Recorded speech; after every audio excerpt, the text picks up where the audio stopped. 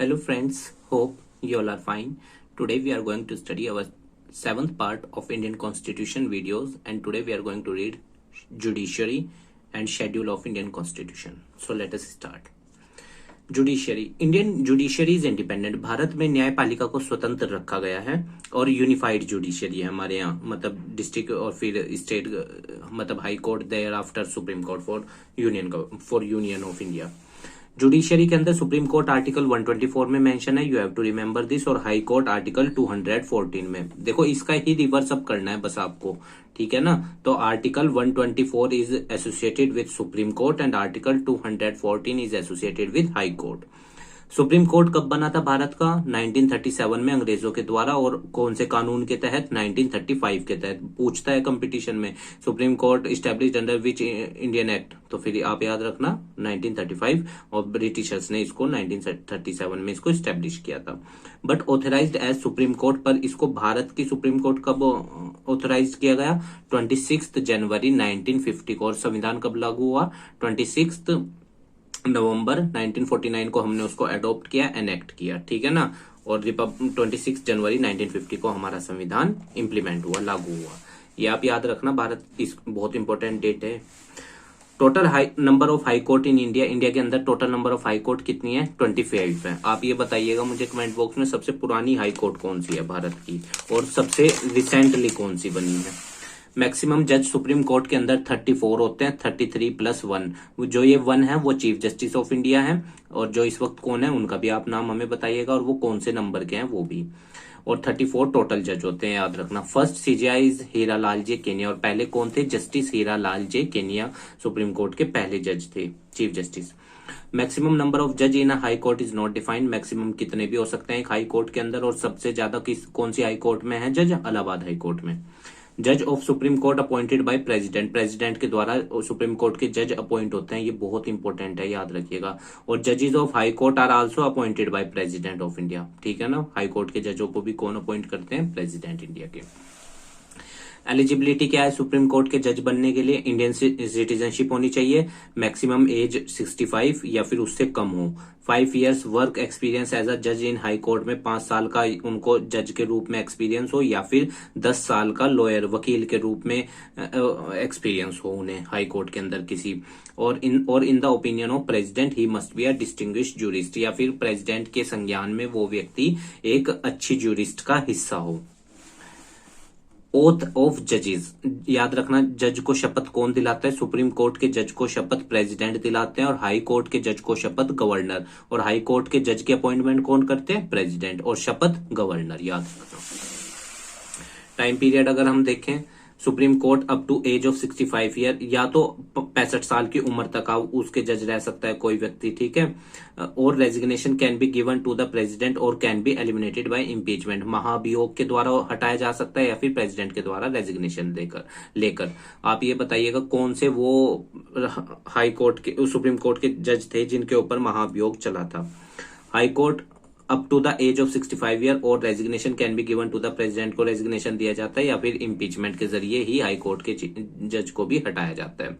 Collegium system और appointment of जज, देखो सीजीआई + 4 अदर सीनियर जज ऑफ सुप्रीम कोर्ट, ठीक है। कॉलेजियम सिस्टम में कौन कौन आ जाते हैं? सीजीआई + अदर 4 जज ऑफ सुप्रीम कोर्ट और प्रेसिडेंट, या फिर CGI + high court of CGI of high court, ये वो सुप्रीम कोर्ट के थे, CGI of high court + chief justice of high court, ठीक है ना। ये आई इसमें नहीं है, chief justice of high court +2 other जज ऑफ हाई कोर्ट, +2 अदर जज ऑफ हाई कोर्ट, फिर वो भी इसका क्या करते हैं? कॉलेजियम बन जाते हैं। पावर्स ऑफ सुप्रीम कोर्ट की पावर्स क्या क्या है? Supreme court is known as court of record, ये सारे रिकॉर्ड मेंटेन करती है। Court of record mean judgement of supreme court work as law, जो भी सुप्रीम कोर्ट में जजमेंट दिया जाएगा वो क्या होगा? वो ही कानून माना जाएगा, ठीक है, इसीलिए इसको कोर्ट ऑफ रिकॉर्ड कहा जाता है। Original jurisdiction power of supreme court क्या क्या है? डिस्प्यूट बिटवीन 2 और मोर देन 2 स्टेट के बीच में यहाँ पे होता है। डिस्प्यूट बिटवीन सेंट्रल गवर्नमेंट और राज्य सरकार के बीच में अगर कोई मतभेद है, वो भी सुप्रीम कोर्ट में हियरिंग होती है। इलेक्शन डिस्प्यूट, प्रेसिडेंट या वाइस प्रेसिडेंट के कोई इलेक्शन डिस्प्यूट है, वो भी सुप्रीम कोर्ट में, या फिर कॉन्स्टिट्यूशनल कोई डिस्प्यूट है वो भी। इवन अगर कोई व्यक्ति के फंडामेंटल राइट्स के एक्सप्लॉयटेशन हो रहा है, तो वो भी डायरेक्ट सुप्रीम कोर्ट या हाई कोर्ट अप्रोच कर सकता है। Power of supreme court to give suggestion to president, article 143 के अंदर बताया गया है कि सुप्रीम कोर्ट प्रेसिडेंट को सजेशन दे सकती है, एडवाइस दे सकती है। Now let us read our schedule of Indian Constitution. So you have to remember there are 12 schedule of in Indian Constitution. तो शेड्यूल 1 क्या कहता है भारत का संविधान का? Name of states and union territories, बहुत इंपॉर्टेंट है, पूछता है ये सब कॉम्पिटिशन्स में। शेड्यूल 2 क्या कहता है? Salary of constitutional post, salary given from consolidated fund, consolidated fund of India में से जो पैसा दिया जाता है वो भी शेड्यूल 2 में बताया गया है। और कॉन्स्टिट्यूशनल पोस्ट की एक संवैधानिक पोस्ट की कितनी सैलरी होगी वो भी शेड्यूल 2 में बताया गया है। ओथ ऑफ कॉन्स्टिट्यूशनल पोस्ट की शपथ, संवैधानिक कोई अगर पोस्ट है उसकी शपथ भी शेड्यूल 3 में है। राज्यसभा की सीट्स के बारे में शेड्यूल 4। शेड्यूल 5 में administration of schedule tribe ST areas में, ठीक है, एडमिनिस्ट्रेशन की व्यवस्था को स्थापित करना शेड्यूल 5 में बताया गया है। शेड्यूल 6 में administration of schedule tribes area of Assam, Meghalaya, Tripura and Mizoram के बारे में बताया गया है। शेड्यूल 7 में division of power between centre and state के बारे में बताया गया है। और पूछता है कंपटीशन के अंदर कौन सा कमीशन बताया गया था केंद्र सरकार और राज्य सरकार के संबंधों से रिलेटेड, तो सरकार या कमीशन, याद रखिएगा। शेड्यूल 7 के अंदर 3 लिस्ट के बारे में बताया गया है, union list, state list, कॉनकरेंट list. Union list के अंदर 97, अब 100 भी कहा जाता है, कहीं पे आपको 100 मिलेगा, कहीं पे 99, तो देख लेता हूँ मोस्ट सुटेबल क्या है।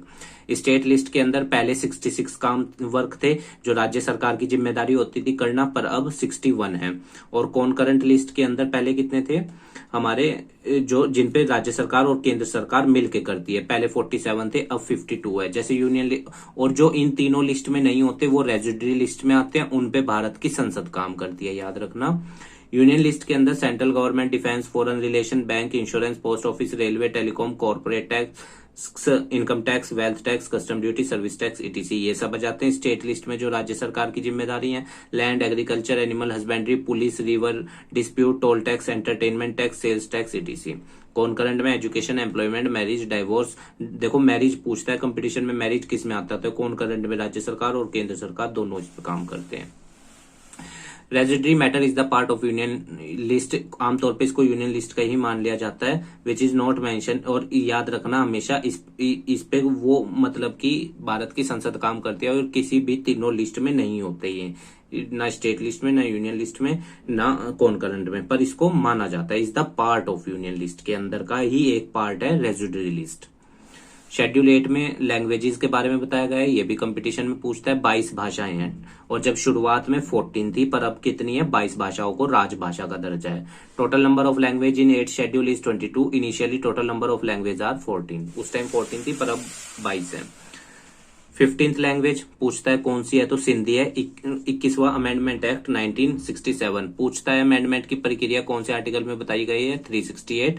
और हमने अमेंडमेंट की प्रक्रिया किस देश से अपनाई है? अफ्रीका से। 16 से 18 लैंग्वेज कौन कौन सी है? नेपाली, मणिपुरी, कोंकणी। ये 71st अमेंडमेंट एक्ट 1992 से जोड़ी गई थी, याद रखना। 73rd अमेंडमेंट एक्ट पंचायत, वो भी 1992। 74th amendment act municipal corporation, वो भी 1992। 19 से 22 तक लैंग्वेज बोडो, मैथाली, ये 19, ये 20, ये 21, ये 22। मैथाली, संथली, डोगरी 92 अमेंडमेंट एक्ट 2003 के तहत जोड़ी गई थी 8वें शेड्यूल में। English is not mentioned in 8th schedule, ये याद रखना, 8वें शेड्यूल में इंग्लिश को कहीं भी जिक्र नहीं है। According to article 343 Hindi is a official language of India, ठीक है, ऑफिशियल राजभाषा हिंदी है। And English was an associate, और इंग्लिश उसके सहायक के रूप में काम करती है। There is no provision of national language in our constitution, और राष्ट्रभाषा का हमारे देश में कोई भी संविधान के अंदर कोई भी प्रोविजन नहीं है। शेड्यूल 9 के अंदर पंचायतों के बारे में बताया गया है, संपत्ति के बारे में। 9th schedule 9th schedule added by first amendment act 1951 के तहत ये जोड़ा गया था। 9th schedule is related with free subject from judicial review, ठीक है। It is related with property से एसोसिएटेड है, और प्रॉपर्टी, राइट टू प्रॉपर्टी पहले फंडामेंटल राइट होता था, पर अब लीगल राइट है। आर्टिकल 31 को हटा दिया गया था वहां से। Schedule 10 is added by 52 amendment act 1985, दल बदल कानून, जो एक पार्टी को छोड़ के दूसरी पार्टी में जाते थे उससे रिलेटेड है। 52वां संविधान संशोधन भी पूछ लेता है 1985, याद रखना, दल बदल कानून, anti defection law. Schedule 11 is added by 73rd amendment act 1992, पंचायतों से रिलेटेड है। 73rd की बात करें तो एकदम पंचायत 1992। 11th शेड्यूल और पहली पंचायत भारत के अंदर कब बनी थी? 2 अक्टूबर 1959, नागौर राजस्थान के अंदर।